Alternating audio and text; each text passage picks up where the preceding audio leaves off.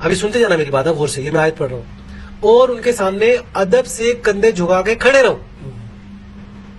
آج کل کی نسل جو ہے آج کل کی کہتا ہے, ہم پیچھے سے دیکھتے ہوئے آ رہے ہیں. اور تمہارے پروردگار نے ارشاد فرمایا ہے کہ اس کے سوا کسی کی عبادت نہ کرو اور ماں باپ کے ساتھ بھلائی کرتے رہو.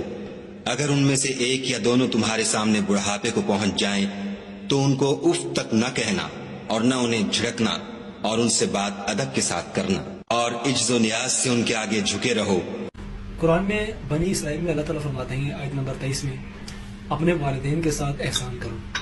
کیا ہم اپنے والدین کے ساتھ احسان کرتے ہیں؟ انفارچونیٹلی نہیں. سورہ لقمان میں بھی ذکر آتا ہے کہ اپنے والدین کے ساتھ, اب سننا میری بات, آپ احسان کی بات کر رہے ہو, یہ ضروری ٹاپک تھا, میں نے اس لیے سوچا کہ چلے آپ یہ پوچھ رہے تھے تو اس پہ بات کریں.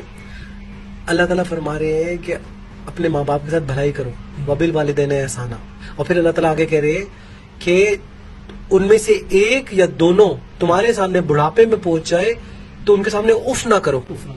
ابھی سنتے جانا میری بات ہے غور سے, یہ میں آیت پڑھ رہا ہوں. اور ان کے سامنے ادب سے کندھے جھکا کے کھڑے رہو. آج کل کی نسل جو ہے آج کل کی کہتا ہے, ہم پیچھے سے دیکھتے ہوئے آ رہے ہیں. ایسے ہی آج کل کی نسل کو تو آپ ایک طرف کر دو, پیچھے سے دیکھتے ہوئے میجورٹی آف اس, ہم میں سے زیادہ تر لوگ اس کو فالو نہیں کر رہے تھے. بہت کم لوگ کر رہے ہیں, یا تو ماں یا باپ دونوں میں سے ایک کے ساتھ زیادتی کر رہے ہوتے, یا پھر دونوں کے ساتھ کر رہے ہوتے, اور یا پھر دونوں کے ساتھ نہیں کر رہے ہوتے. مطلب یہ بہت بڑا ایک ایشو ہے. میجورٹی میں بتا رہا ہوں, آپ اپنے خاندانوں میں اپنے ریلیٹیوز میں دیکھ لیں, میں بھی دیکھوں, میرے سامنے 3-4 کیس ایسے ہیں, آپ بھی دیکھ لیں. اب اس بات کو ایزی مت لو, میری بات سنو. اللہ تعالیٰ کہہ رہے ہیں ان کے سامنے ادب سے کھڑے رہتا ہے. یو کی not even stand like this, یوں کر کے کھڑے ہوگا. یہ بات بڑا پوائنٹ ذہن میں رکھنے کا ہے. اف کرنا, منع کرنا, دھکے دینا, یہ سب بات کی بات ہے. اور اگر ان کی ہاں میں ہاں نہ ملا سکے, قرآن کے الفاظ ہیں, قرآن کے الفاظ ہیں. اگر وہ میرے ساتھ یہ اسی آیت میں چل رہا ہے, شریک ٹھہرائے تو ان کا کہا مت ماننا. آپ کے سامنے اگر وہ ایسی بات کریں جو قرآن کے اگینسٹ آ رہی, فار ایگزامپل وہ کہہ رہے رشوت لے دو, فار ایگزامپل بولے فلاں آدمی کو قتل کر دو, جو بھی ایسی چیز جو وہ شریک سے, آپ مطلب یہ نہیں کہ بت بنانا, کوئی ایسا کام جو اللہ کے قانون کے اگینسٹ جا رہا ہو اس میں بات مت ماننا.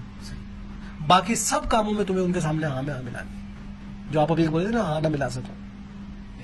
یہ الفاظ قرآن کے, اور یہ اللہ کے آرڈرز ہیں, یہ مذاق نہیں ہے. میں بڑے افسوس کے ساتھ کہہ رہا ہوں, میں بھی بچپن میں جو گزارا, میں بھی ماں باپ کے ساتھ ویسا ٹریٹ نہیں کر سکا جیسا قرآن مانگ رہا ہے. میں اپنی بات بتاؤں, لیکن جب مجھے پتا چلا پھر میں نے اللہ سے بڑی معافی مانگی, ماں باپ سے بھی مانگی, لیکن اٹس ٹو لیٹ. یہ ویڈیو بنانے کا پرپس, ویوز اور لائکس تو اپنی جگہ, پرپس صرف اتنا ہے کہ جو ویڈیو دیکھ لے, شاید آنے والی یوتھ جن کے ماں باپ ابھی زندہ ہے, یوتھ کو بھی چھوڑے, ماں باپ زندہ ہے, شاید ان کے ساتھ وہ کندھے جھکا کے کھڑے ہو جائے تو وہ ریکوری میں کر سکوں جو جس کے لیے میں آج ریگریٹ کرتا ہوں. آپ سمجھے میری بات؟ ہمیں نہیں پتا تھا نا. تو میری ریکویسٹ ہے جن کے ماں باپ زندہ ہے, ماں یا باپ زندہ ہے یا ماں باپ زندہ ہے, پلیز یہ آیات سن لیں, سورہ لقمان میں بھی, سورہ بنی اسرائیل میں بھی, اور فالو کریں. نہیں تو پکڑو گے. تو ماں باپ کی بات سمجھ کے آپ